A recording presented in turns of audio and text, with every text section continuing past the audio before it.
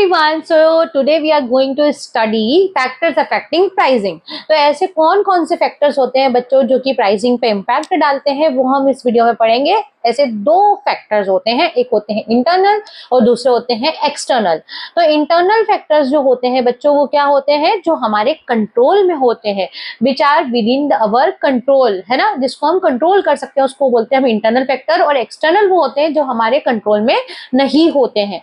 अब देखो, internal factors पढ़ते हैं। सबसे पहले objective of the firm. A firm में have various objectives and pricing contributes in achieving them. अब देखो, जो प्राइस है उसको डिसाइड करने में फर्म के अलग अलग उद्देश्य होते हैं। किसी फर्म का उद्देश्य होता है कि भैया हमें तो प्रॉफिट मैक्सिमाइजेशन चाहिए।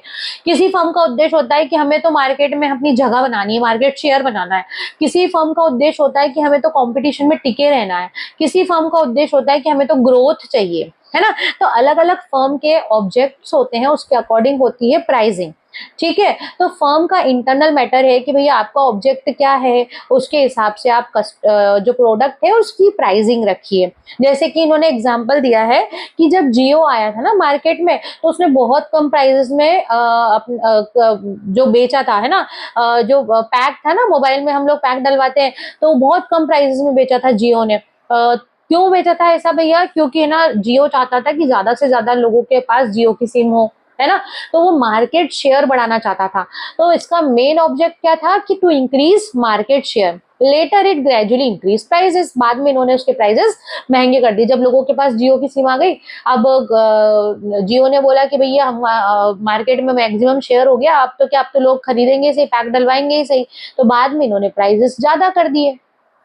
तो डिपेंड करती है प्राइसिंग किस चीज पे, इंटरनल फैक्टर और एक्सटर्नल। इंटरनल में अपन ने फर्स्ट क्या पढ़ा? ऑब्जेक्टिव, मतलब फर्म का उद्देश्य क्या है, कंपटीशन में टिके रहना या फिर मार्केट शेयर को ग्रैब करना कि भाई मार्केट में ज्यादा से ज्यादा लोग मेरा प्रोडक्ट यूज करें, मार्केट शेयर्स बढ़ाना, या फिर कंपटीशन में टिके रहना, या फिर ज्यादा से ज्यादा प्रॉफिट कमाना, है ना। तो इस तरह के जो भी ऑब्जेक्ट है उसके अकॉर्डिंग फर्म जो है वो प्राइसिंग करती है। Now next is role of top management. Top management बहुत इंपॉर्टेंट रोल प्ले करता है। तो जो कंपनी, कोई भी कंपनी या फर्म होती है ना बेटा, उसका टॉप मैनेजमेंट होता है, वो ज्यादातर वही लोग प्राइस डिसाइड करते हैं। अब वो जैसा सोचें वैसी प्राइस हो जाती है। But pricing activities are so crucial for future sale and profit that marketing manager has to remain involved within the pricing. The role of the marketing manager is to assist the top manager. जो marketing manager होता है ना, उसको तो involve होना ही चाहिए price decide करने में, क्योंकि वो बहुत इंपॉर्टेंट रोल प्ले करता है बच्चों।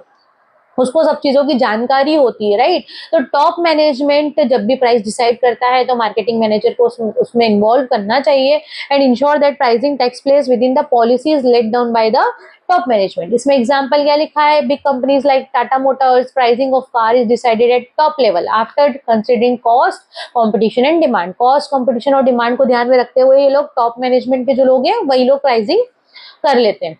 Now next is cost of the product.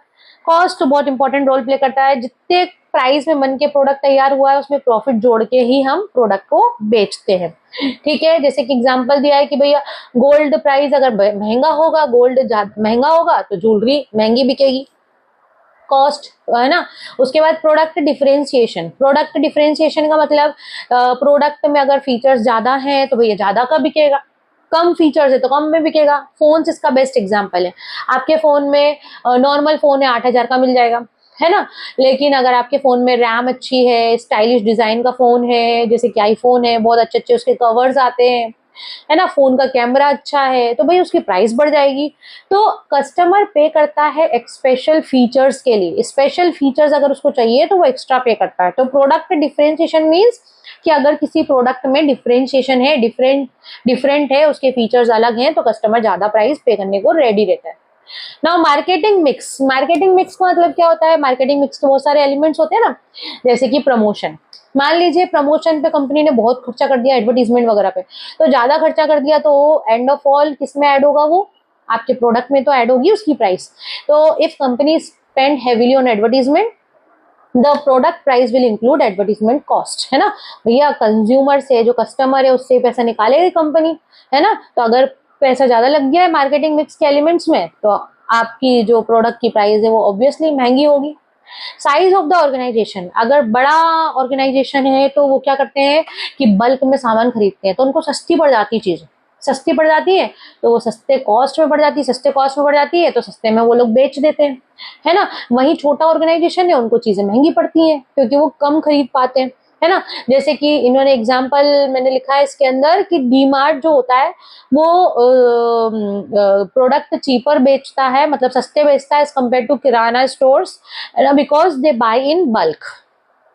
Location, location का भी बहुत फर्क पड़ता है। लोकेशन अपन लोगों ने ऊपर पढ़ा है, गांव शहर, है ना, इसका बहुत फर्क पड़ता है। गांव में सस्ती चीजें बिक जाती हैं, शहरों में वही चीज महंगी बिकती है ना। शहरों में आपको जो आपका जो लिविंग रहता है वो कंपेरेटिवली महंगा होता है ना गांव के कंपेरिजन में। विलेज में 1-2 रुपए का शैम्पू का शीशे मिल जाता है, शहरों में वही 200-200 रुपए की बोतलें भी बिक जाती है। तो लोकेशन का फर्क पड़ता है। लोकेशन में आप उसका एग्जाम्पल भी दे सकते हो कि एयरपोर्ट वाला मैंने दिया था पिछले वीडियो में कि एयरपोर्ट पे चीजें महंगी मिलती हैं, नॉर्मल मार्केट से आप लेने जाओगे तो वो सस्ती मिल जाएंगी। पॉपकॉर्न का एग्जांपल भी दिया था कि भैया मॉल में बैठ के आप जब मल्टीप्लेक्स में बैठोगे मूवी देखने के लिए, वहां पॉपकॉर्न खरीदोगे 600 रुपए की बकेट खरीद लोगे, है ना। और नॉर्मली आप पॉपकॉर्न खरीदोगे 10 रुपए का पैकेट मिल जाएगा। नेचर ऑफ गुड्स, गुड्स किस प्रकार का है, लग्जरी गुड्स है तो भैया महंगा बिकेगा, नॉर्मल गुड्स है सस्ता बिकेगा, जैसे कि सॉल्ट है, व्हीट है, मॉडरेट प्राइस में बिकेगा। लग्जरी कार्स है महंगी बिकेगी। प्रमोशनल प्रोग्राम, मतलब कि अगर किसी चीज पे प्रमोशन बहुत ज्यादा हुआ है, प्रमोशन पे खर्चा हुआ है तो यस ऑब्वियसली वो महंगा होगा। जैसे कि एग्जांपल में लिखा है brands that advertise during IPL matches, ऐसे ब्रांड जो कि आईपीएल मैचेस में बहुत सारे एडवर्टीजमेंट देते हैं, तो भैया एडवर्टीजमेंट कोई सस्ते तो होते नहीं है, तो एडवर्टीजमेंट की जो प्राइसिंग है वो किस में भी जुड़ जाएगी, प्रोडक्ट में। एक्सटर्नल फैक्टर, ये हो गए हमारे सारे internal factors. Now external factor, external factor में फर्स्ट वन है डिमांड। मार्केट में अगर आपके प्रोडक्ट की डिमांड है तो आप महंगा बेच सकते हो, वही डिमांड नहीं है तो सस्ता। अब देखो गर्मी आ रही है, गर्मी में एसी है, कूलर है, ये महंगे बिकेंगे, गर्मी चली जाएगी सस्ते हो जाएंगे, है ना। तो demand increases, price also increases, demand decreases, price decreases. Buyer behaviour, buyer का क्या बिहेवियर है, स्टैंडर्ड ऑफ लिविंग अच्छा है बायर का तो भैया बहुत खर्चा करेगा। स्टैंडर्ड ऑफ लिविंग अच्छा नहीं है, नॉर्मल नॉर्मल है कि हम ही काम चला लेते हैं तो ठीक है, वो कम खर्च में काम चला लेगा।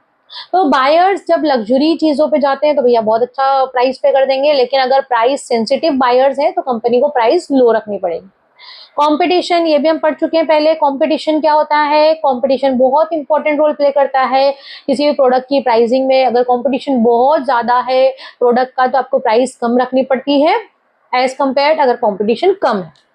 रॉ मटेरियल, अगर रॉ मटेरियल महंगा है तो प्राइस प्रोडक्ट की बढ़ जाती है, वहीं रॉ मटेरियल सस्ता है तो प्राइस जो होती है वो प्रोडक्ट की कम हो जाती है।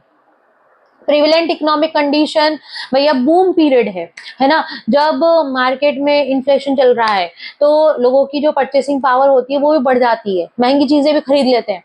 तो ड्यूरिंग फेस्टिवल सीजन, अगर बूम पीरियड चल रहा है, भाई फेस्टिवल सीजन चल रहा है, मार्केट में आप लपक के भीड़ देख रहे हो, है ना, तो भीड़ हो रही है, क्यों भीड़ हो रही है कि हर कोई सामान खरीद रहा है ना, परचेसिंग पावर बढ़ गई तो कंपनी इंक्रीजेस प्राइस, प्राइस बढ़ा देती है कंपनी, उस टाइम पे डिमांड हाई होती है। लेकिन जब स्लो डाउन होता है ना, इकोनॉमिक डिप्रेशन चलता है, मार्केट में एकदम मंदी है ना, आप देखोगे मार्केट में कहीं भीड़ नहीं है, पूरी दुकानें खाली पड़ी हुई है, तो उस टाइम पे आपको डिस्काउंट देने पड़ते हैं। आप मॉल में देखते हो किसी टाइम पीरियड में डिस्काउंट चलते हैं, खूब डिस्काउंट चलते हैं, फ्लैट 50% हर जगह। क्यों?